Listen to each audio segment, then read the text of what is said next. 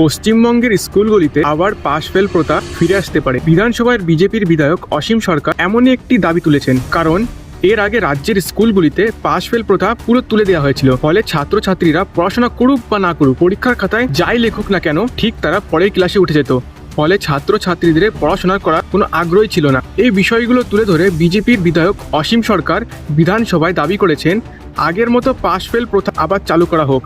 দেখুন তিনি ঠিক কি বলেছেন। যাদের পয়সা আছে তারা ইংলিশ মিডিয়ামে পড়ায়, গরিব মানুষ ইংলিশ মিডিয়ামে পড়াতে পারে না। তারপরে যদি ফেল করবার ভয়ই না থাকে আর মাস্টারমশাইয়ের হাতে যদি ছড়ি না থাকে, তাহলে ছাত্র সঠিক লেখাপড়া কেমন করে সেটা আমি খুব ভালো করে দেখেছি। এই জন্যে মাস্টার মশাইরা যেমন স্নেহ করবেন, যেমন মাস্টার মশাইরা শাসনও করবেন, এই অধিকার তাদের দেওয়া যায় কিনা আপনারা ভাববেন, এবং বিদ্যালয় শিক্ষায় পাশ ফেল ফিরিয়ে আনা যায় কিনা ভাববেন।